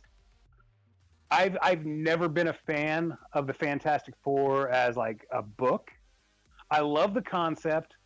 I love that they're part of the Marvel universe. I love when they appear in other things. But I like on their own, they've always been boring as shit to me. Now, I'll say that in the same breath, I'll say I've never liked the Guardians of the Galaxy comic, but the movies I fucking love. So I'm thinking that when the Fantastic Four actually truly hits the MCU for the first time, I'm probably gonna love the shit out of that. It's about writing. It's about writers and what writers are willing to do and what companies are willing to do. When the writer who writes the Fantastic Four understands them as characters, they're beautiful. They're magnificent. I feel like we haven't had a really good writer for the Fantastic Four since Byrne. Yes, it's been a while, but the current crop, and I need to know. I don't remember who the writer is at the moment, but the beginning of Volume 7. This is the latest iteration of them. These stories have been stellar. They are capturing the true essence of what the Fantastic Four are. They are explorers. Matter of fact, if you go back to Volume 6, when you were seeing the Future Foundation and those stories where the Fantastic Four were expanding their family, they were taking on new charges, they were taking on new responsibilities, they were expanding to the base of kids that work with them, they were expanding out into the Marvel Universe. Instead of being an insular group of tiny explorers, they were becoming a collection of adventuring explorers who were seeking out and looking at the universe in a different way. They were expanding the boundaries of the Marvel Universe. When the Fantastic Four were doing that, they're great. However, many writers don't do that. Many writers don't do that. They make them a localized soap opera, a localized superhero soap opera. And when you do that, they're not good. I think a large part of the problem was just with the Marvel Universe as a whole was Civil War screwed up so many characters. Yes. And just made them vile and repulsive. Like what it did to Reed Richards and Tony Stark. Yes. I don't know that they'll ever fully recover from that. Probably not.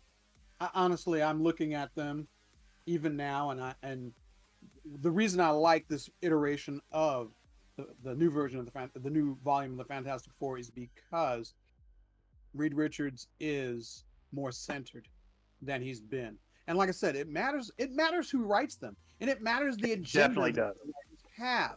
Because if a writer has an agenda that is counter to the character's overall depiction, it screws the pooch. Because if people come there looking for Reed Richards the explorer, Reed Richards the guy who's always 3 steps ahead, he's always thinking about the future. Reed Richards lives in the future. If you don't know that about him, then if you don't write that about him, he never looks good. He never carries himself in that way. He seems forgetful and autistic, and he's not forgetful or autistic. Reed Richards is brilliant. He's so brilliant. He can't live solely in the moment. He lives in parallel. Yeah, no, you can't have a conversation with Reed Richards and expect him to focus entirely on you. It's never going to happen. Yeah, you're just not interesting enough. It's not your fault. You want to be interesting to him. You just aren't. And that's okay. Nobody ever will be. Because when you know him, you don't take it personally. Peter Parker and Reed Richards get along fabulously because Peter Parker knows what it's like to be smart and distracted. And Reed Richards is smart and distracted. And Peter Parker doesn't take it personally. And that's why they get along fabulously. Because he knows if he says, Reed, I really need you to focus on this, and Reed focuses, he will have a solution. It will happen. It will happen quickly. Because Reed hates to focus because he really has a bunch of things he'd rather be doing. He's a mind looking for a problem. And so if you focus him, he will solve your problem quickly, but then he's got to get on to whatever he's doing. And when writers don't know this about him, they write him badly. When they write Johnny as a lazy dilettante who drives cars, he's terrible. The latest writing for him, they're making him question his ability. His sister is smart. Why isn't he smart? He's not dumb. He's just lazy. He's never been motivated to be smart until recently. Yeah, he cruised by on his looks and charisma. He never had to be smart. Never had to be smart. But now they're actually challenging him to not just use his powers, but to imagine them in a way he's never imagined them before, to use them in an imaginative way, to be creative with them. Again, a brilliant The latest writings have been so good. I've forgotten how much I can enjoy the Fantastic Four if somebody's at the helm who cares. You have to care about them to make them work. If you don't care about them, they will not work. There's a story in episode 7 of the latest iteration where Dr. Doom shows up, and his goal is to undo an event that Reed Richards puts into place to save their children.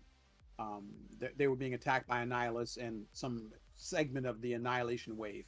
And Reed Richards is like, okay, we can't stop them. We have to do something. So what he does is he sends the Baxter building into a temporal loop where it disappears for a year. And when the planet revolves around back to that location, it will reappear. But Doom can't handle that. Doom's like, I promised I'd protect Valeria, and I will. And you're Reed Richards. You're an idiot. I will overcome you. And it shows Doom. He says, if you do this, you could destabilize this whole mission. So Doom is like, well, I'll just show you that I can do this because I'm Doom. And he shows Doom trying again and again and again and again and again. And it took the entire issue of Doom trying all these things to realize Reed Richards was right. And even if you're Doom, even if you're a genius, even if you've got technology and magic and all kinds of capabilities, including time travel, this particular problem is outside of your ability to resolve because it was designed that way. It was designed to be something that couldn't be overcome, because if it could, then their families weren't going to be safe. And Reed Richards prized their safety over everything else. So even Doom couldn't undo it. And he had to admit that he couldn't undo it. And that drove me, of course, because that's Doom. And that person knows Reed Richards. He knows Dr. Doom, and he made a magnificent issue. Probably that so far, that's my favorite issue of this run. It's just watching Doom do everything, and in the end, he had to acknowledge Reed Richards was right. Oh, I know that has to chap him so much because he hates that. And that's what we want. We want Doom frustrated. Why? Because then he's great. He does incredible stuff when he's frustrated because he's Doom. And the writer knew this, and so they made a great issue. And the stories have been excellent. I haven't finished the run yet, but I'm looking forward to it. It's been one of the highlights of my current comic reading.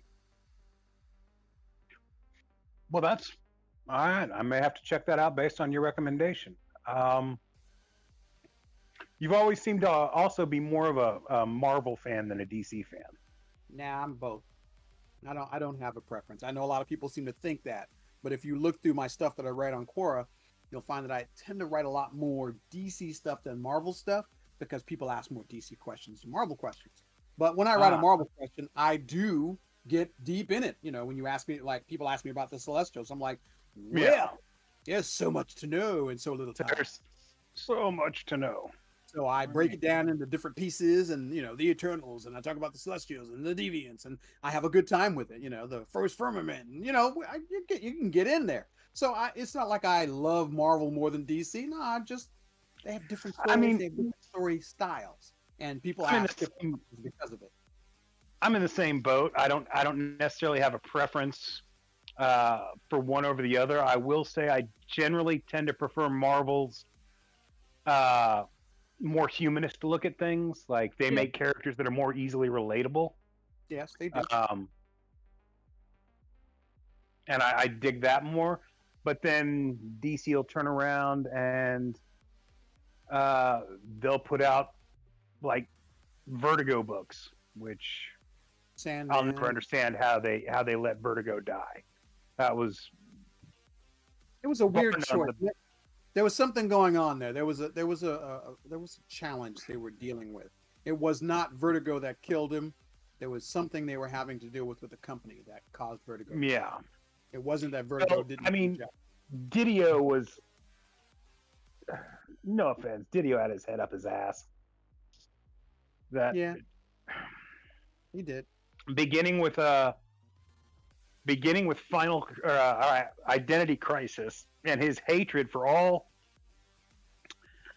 things late 80s, early 90s DC, where he just like attacked it and tried to destroy it again and again and again. Yes, he did. Yeah, like dude, he brought back Barry Allen, who is so much more boring than Wally West. He just is. I don't care what anybody says. That's my opinion. I agree with Batman that the best thing Barry Allen ever did was die. You cruel monsters, all of you. Yeah. I think that good writers can make anything good. It just requires that you have good writers, good editors, and people who care about the stories. And that is not always the case. So a character can be good and still be written poorly. Sure. And that's not the character's fault. That is the writer's fault. That is the company's fault. Character can just have an absolute lack of any real personality and still be written well. I mean, it's on both sides. Like Barry Allen, Scott Summers, these are boring characters. These are the Judd Hirsch's to the rest of the crew on Taxi. They're the straight men that just, you don't want to hang out with those guys. Right. You want to go hang out with Jim, aka Wolverine, or anybody else, basically. Yep. But that doesn't mean that they can't be compelling. I mean, look at X-Men No. 97. X-Men 97 Absolutely. made Scott quite interesting, quite talented, quite unusual. I mean, They also had him land with force beams that would have snapped his neck. I asked that question when it happened, and then I had to answer it myself. Remember, he can't be affected by his own powers. Yeah, but that's a cop out. You know that's a cop out. I know it is. I didn't write it though. I didn't write it. It's true. Sometimes you just gotta. Sometimes you just gotta remind yourself, hey, they're comic books. And like somebody superheroes. That's right. Someone decided to take a liberty with it, and I mean, half the time they can't remember whether he's shooting force blasts or heat rays. So right. And I've had to answer that question more than once. My favorite thing that Gail Simone does outside of comics is troll people with that shit.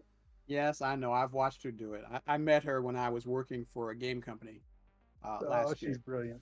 She is brilliant and clever and funny. She is. And she's doing new work on the X-Men. I have not read it yet. I've been meaning to get to it. I just haven't got there yet. But so far, everyone's telling me how good it is. So I will have to get I haven't been able to see it yet, but I'm so excited for a return to form for the X-Men. The whole Krakoa saga House of is X. the most convoluted, like, what the hell is going on? I loved it. I honestly... I mean, I'm not saying it's not good storytelling. I'm just saying it's so far... X-Men were one of the reasons I started collecting comics. X-Men of the 80s, Chris Claremont at the height of his game, where it had that family aspect and it wasn't just one action or one giant event going on after another. Yes. And it's like the current X-Men is just so far removed from that I don't know. I can still enjoy the stories, but they hurt at the same time. I'm going to tell you why I liked House of X and Powers of X. Because the writer dared to tell stories that looked at the future. Oh, yeah. No, it's as a potential, as story progression goes, it's fantastic, and I can't believe that they were able to maintain it for as long as they did. I knew they would I always knew they would go back to the status quo because that's the nature. They had to. Yeah. And when they gave us the very first iteration, when they revealed the secret of Moira McTaggart, then I knew that this was not going to be permanent. That eventually this would go back to something closer to the status quo. And the fact that they didn't actually completely reset it, they just kind of reset it. They basically they built it up. Yeah, they built it up and then they pared it away until it was basically back where it started. And I wasn't thrilled with it, but I didn't hate it. And I loved the future ideas of the X-Men and the futures of all these different characters. And they asked a lot of interesting questions about the Marvel Universe that previously didn't get addressed. And they did it well. And so Hickman might have been a weird guy and a lot of people probably didn't like his story. but I thought the House of X and Powers of X were they were a high point, more than House of M, more than the Apocalypse Saga. You know, I like them more than all of those because they gave us a chance for at least a little while to have mutants have some solidarity. They came together. Yeah, there was a giant unified front. Yes. Where people not working with them were very much not the norm. Right. Even longtime villains were all like, "Yeah, we're on board. This is what we wanted in the first place." And that's what we've always and that's what I liked about it was that when push came to shove, it was really what half of the villains who were complaining were wanting was for us to work together. Now, of course, there were those who only wanted to work together so they could backstab them, like Sinister. But you knew that. You knew that. I knew Sinister was never going to be on board anything. Sinister was never going to be on board. He was looking at this opportunity for an advantage. Sabretooth was never going to like toe the line. He's always going to be, you know, Sabretooth, the Force Chaos. He's always going to be Sabretooth. So you didn't expect that. You kind of knew that, and you were okay with that. So I just felt like it was so different from what I'd seen. I was willing to give them the benefit of the doubt. And when they started talking about the future and they were addressing soft timeline resets, and they did a lot of good subtle stuff that just generally probably was missed by most of the fans. Most of the fans missed it, but it was still nice to see anyway.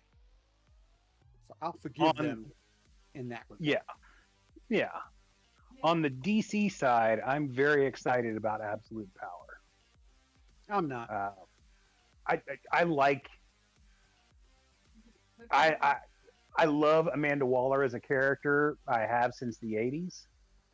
I think this is the logical end game progression for her.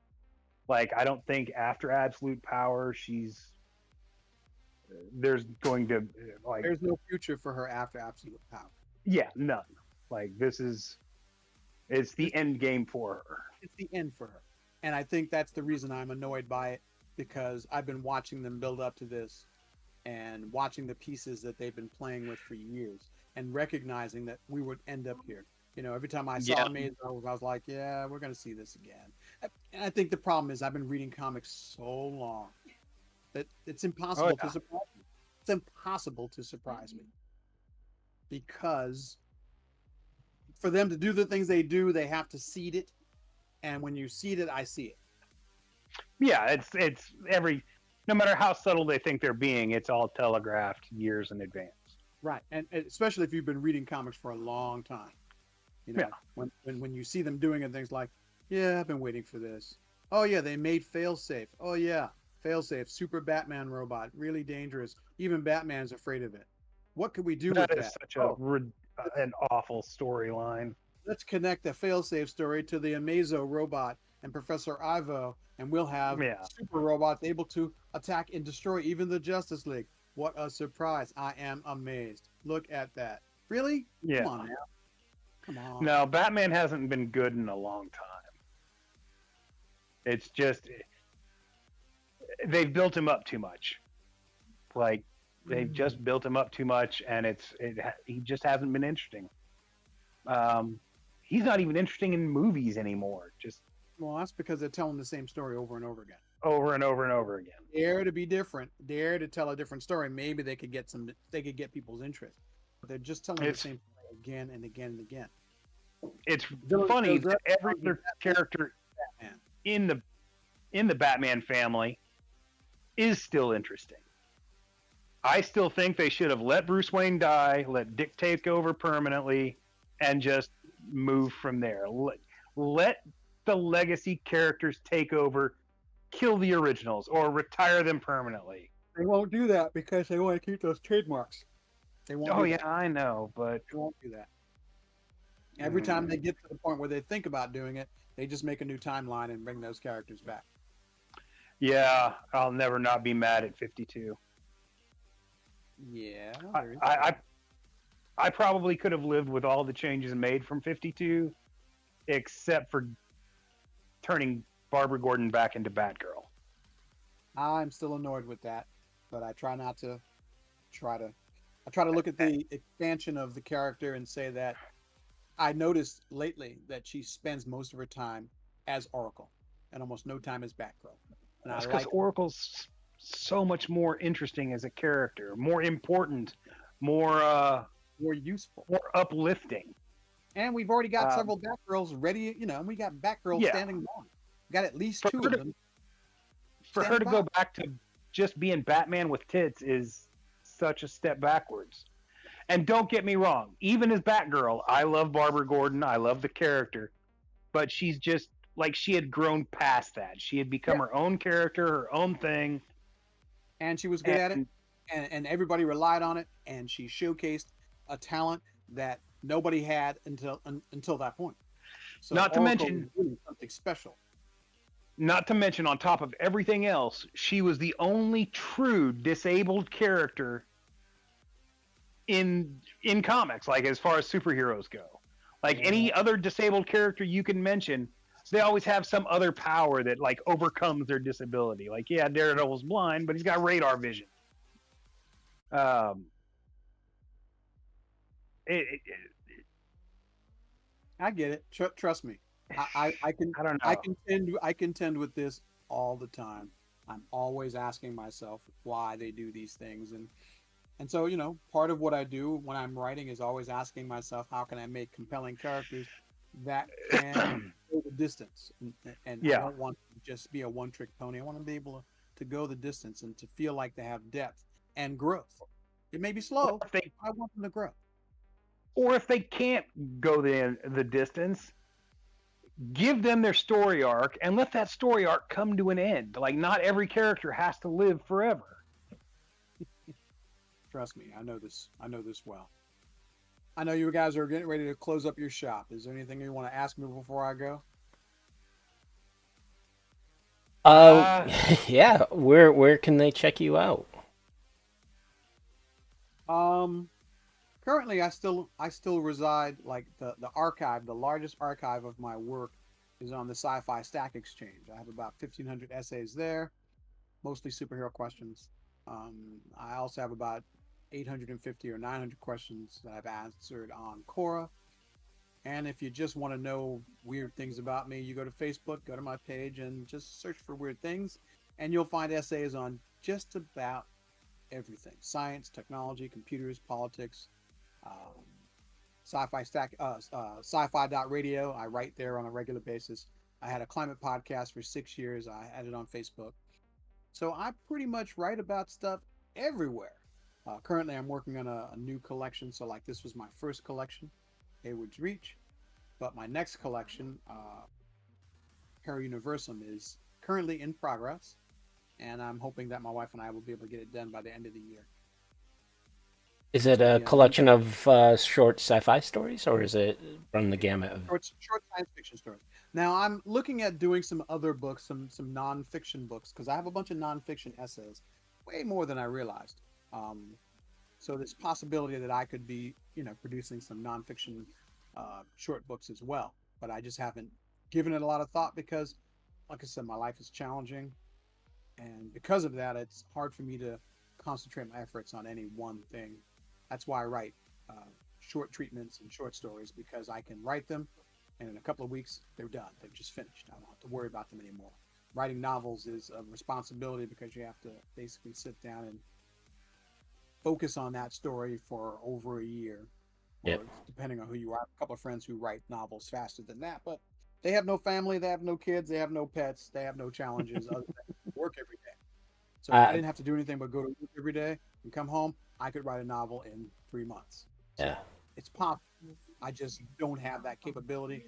I don't have that option. I don't have that option right now.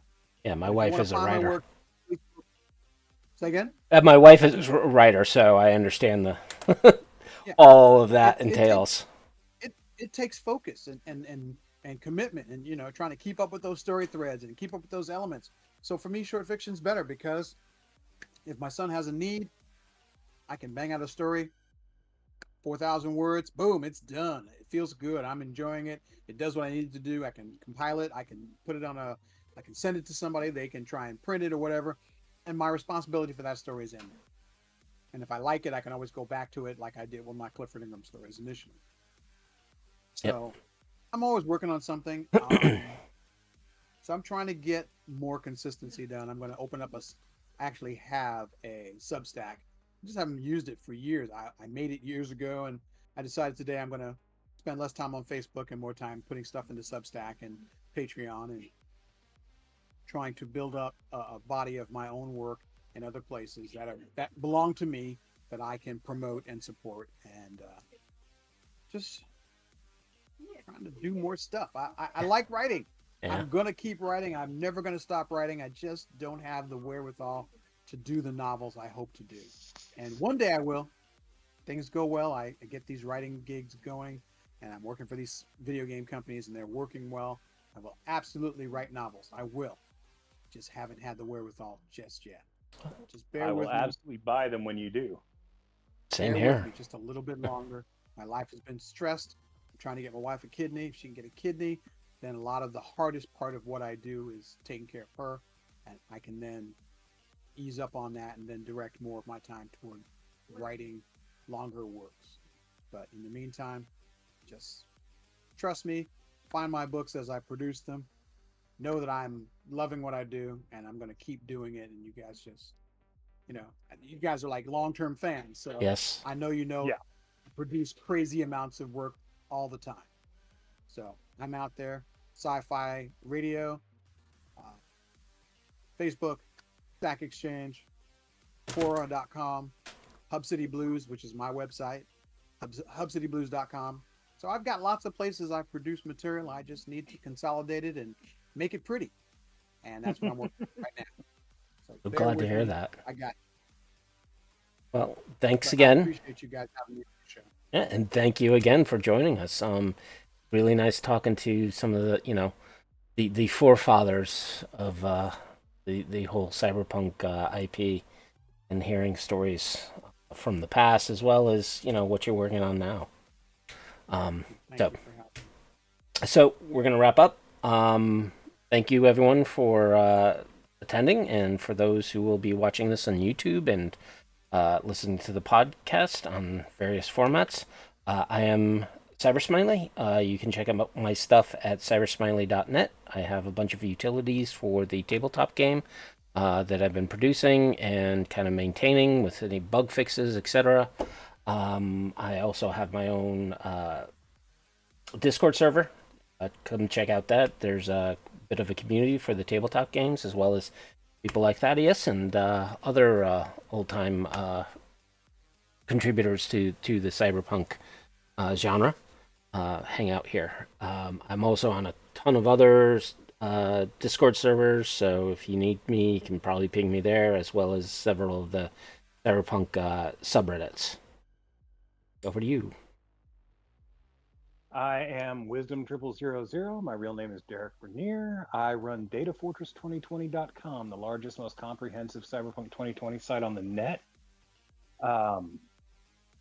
You can find me on Reddit in the same places, any of the Cyberpunk groups. You can find me on Facebook, where I moderate for the Cyber Nation Uncensored, the Cyberpunk 2020 Facebook group, and of course the Datafortress 2020 group. You can find me here on Discord at the various channels, although it's more of a lurker situation. By all means, reach out to us through any of these avenues. We love to hear your comments, criticisms, suggestions, and complaints. Any information you have for us that'll help us make the show better, we're more than happy to hear it. We'd like to thank Rob Mulligan and Cybernation Uncensored for hosting us. We'd like to thank Thaddeus Howze yet again for coming on the show.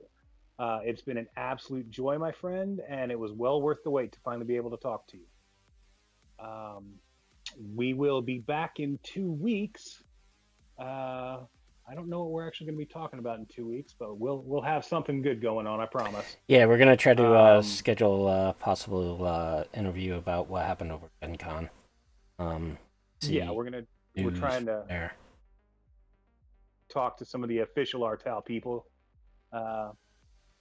But yeah, absolutely. Thank you all for joining us. Thank you for listening in. And yeah, we will see you very soon. Yep. Bye. Have a good night, everybody.